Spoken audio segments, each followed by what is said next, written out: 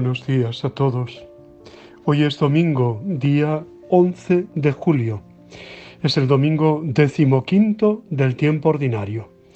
Es el domingo, día del Señor, día de la resurrección, día de la Eucaristía, día de juntarnos para celebrar la victoria de Cristo sobre el pecado y sobre la muerte.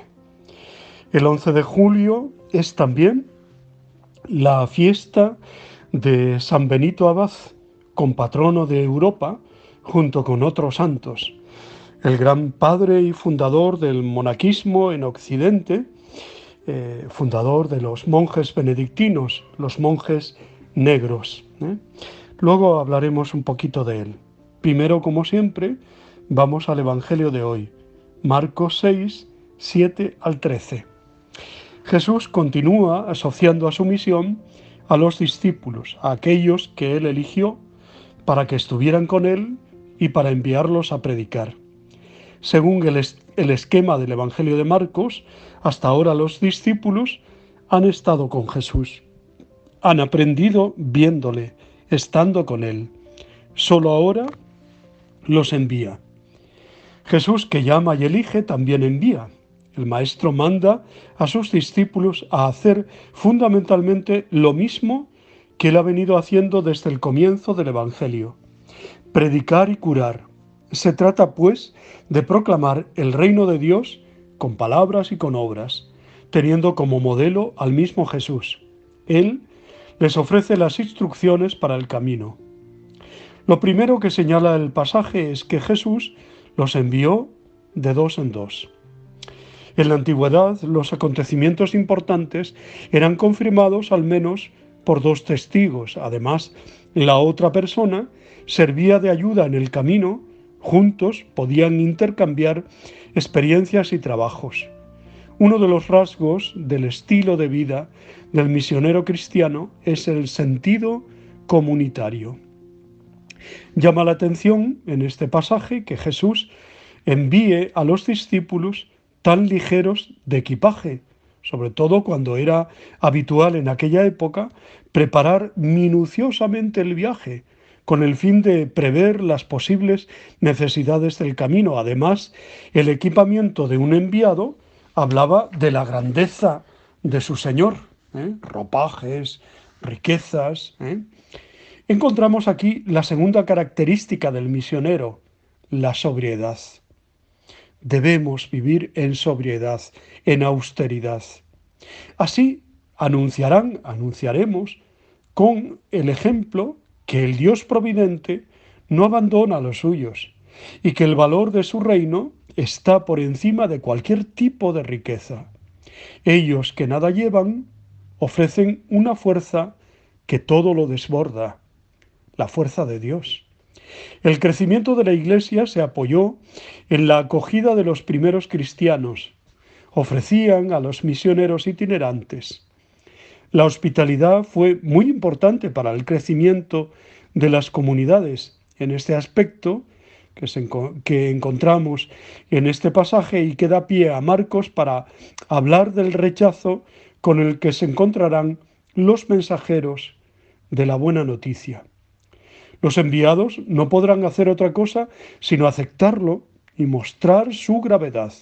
Esto se expresa con la indicación de sacudirse el polvo de los pies.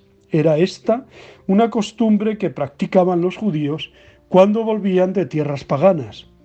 Manifestaban de este modo la renuncia a la impureza que se había podido quedar adherida en ellos a través del contacto con otros pueblos.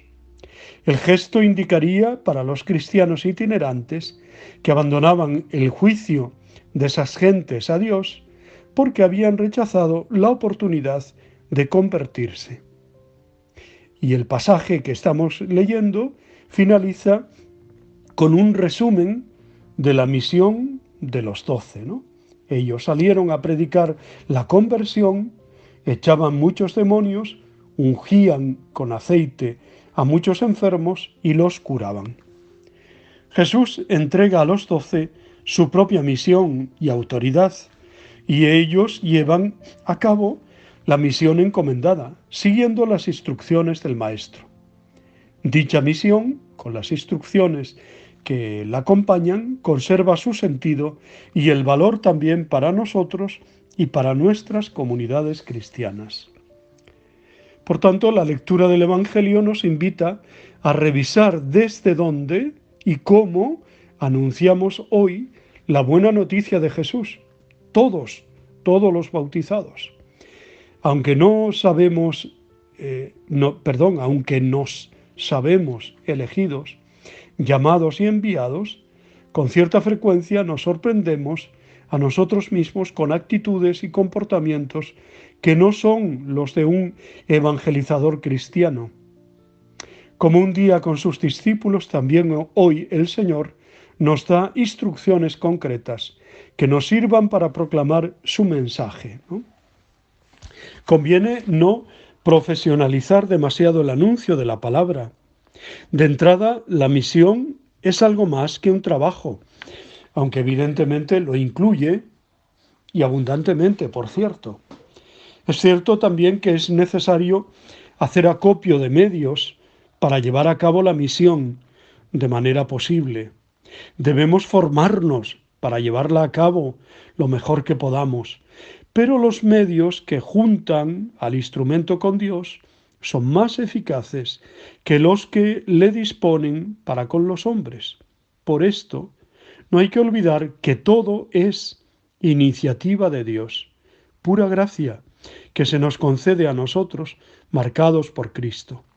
Habrá que cuidar, por tanto, que no se nos ahogue el carisma, un carisma caracterizado sobre todo por un estilo personal, un carisma que nos pone en marcha, enviados por Él, en pobreza y austeridad personal, compartiendo el vivir de aquellos a quienes queremos anunciar el Evangelio, expulsando los demonios que atormentan tanto la vida de nuestros hermanos y hermanas, acercándonos al mundo del dolor.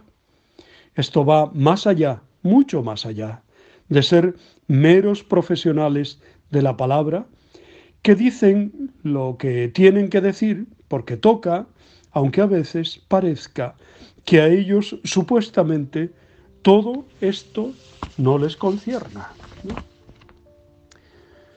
Pues trabajemos por ser cada día mensajeros, apóstoles de Evangelio, ¿no?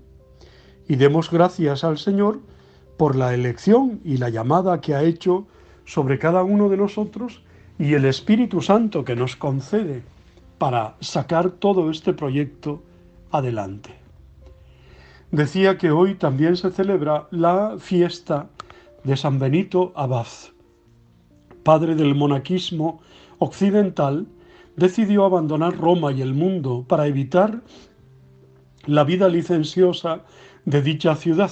Vivió como ermitaño por muchos años en una región rocosa y agreste de Italia, en Vicovaro, en Tivoli, y en Subiaco, sobre la cumbre de un farallón que domina Anio, residía por aquel tiempo una comunidad de monjes, cuyo abad había muerto. Decidieron pedirle a San Benito que ocupara su lugar. Al principio se negó, pero luego cedió ante la insistencia.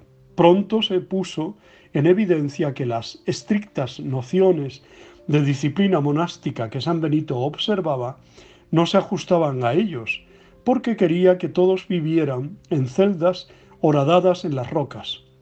El mismo día retornó a Subiaco, no para seguir llevando una vida de retiro, sino con el propósito de empezar la gran obra para la que Dios lo había preparado durante estos 3 años de vida oculta.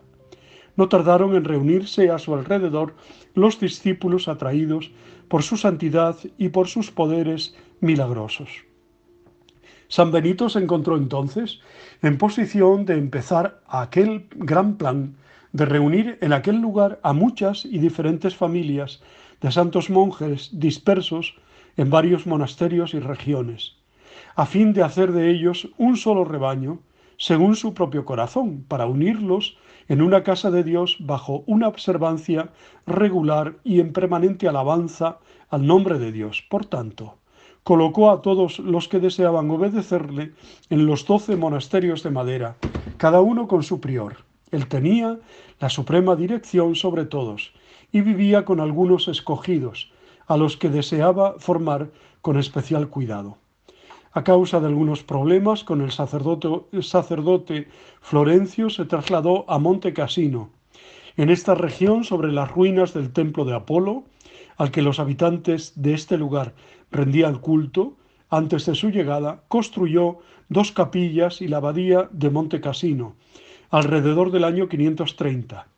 De aquí partió la influencia que iba a jugar un papel tan importante en la cristianización y civilización de la Europa post-romana.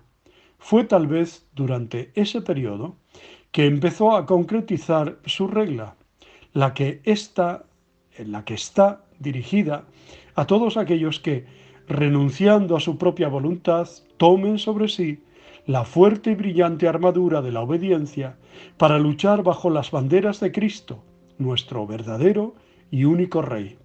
Prescribe una vida de oración, liturgia, estudio y trabajo. Ora et labora, la gran consigna de la regla de San Benito. Y todo esto llevado en comunidad, con un padre común, con el abad, que así significa su nombre, padre, ¿no? San Benito vaticinó el día de su muerte, el último día recibió el cuerpo y la sangre del Señor. Fue enterrado junto a Santa Escolástica, su hermana, en el sitio donde antes se levantaba el altar de Apolo, que él mismo destruyó en Monte Cassino, ¿no? Padre del monaquismo occidental, pues le damos gracias por todo lo que él significa para Europa y en concreto, pues para la vida monástica, ¿no? No se entendería, no se entiende la vida monástica sin San Benito, ¿no? Santísimo confesor del Señor, Padre y jefe de los monjes, intercede por nuestra santidad, por nuestra salud del alma, cuerpo y mente.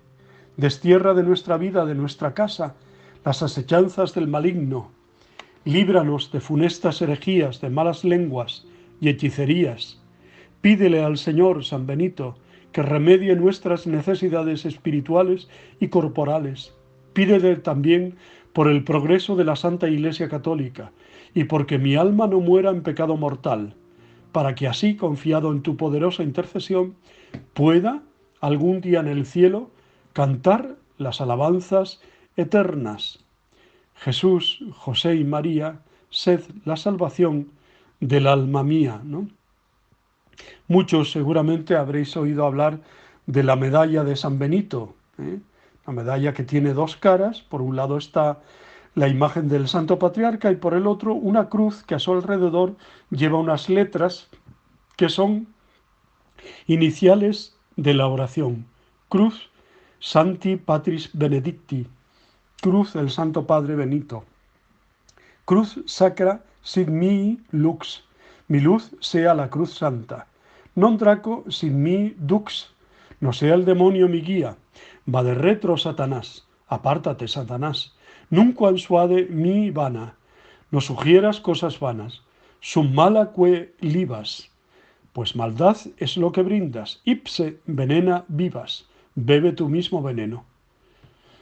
Por muchos años esta devoción fue excluida de los monasterios benedictinos, pero posteriormente se propagó luego que el joven Bruno, quien fuera más tarde el Papa León IX, se curara milagrosamente de una enfermedad a través de la oración de San Benito, de esta medalla tan poderosa. Pues muchas felicidades a todos los que llevan el nombre de Benito, bendito de Dios. Por cierto, el Papa emérito eligió también este nombre, ¿no? Se llamaba Joseph Ratzinger y siendo Papa le conocemos como Benedicto XVI, ¿no? Damos gracias también por él, pedimos por él. También pedimos por el Papa Francisco, que está recuperándose de una pequeña operación. Parece que todo va bien y adelante. Bueno, pues en esta semana vamos a celebrar el Día de Nuestra Señora del Carmen, el próximo viernes, ¿eh? Y bueno, pues es una fiesta también muy importante para tenerla muy en cuenta. en cuenta. Os deseo muy buen domingo, os abrazo y os bendigo en el nombre del Padre, del Hijo y del Espíritu Santo. Os quiero.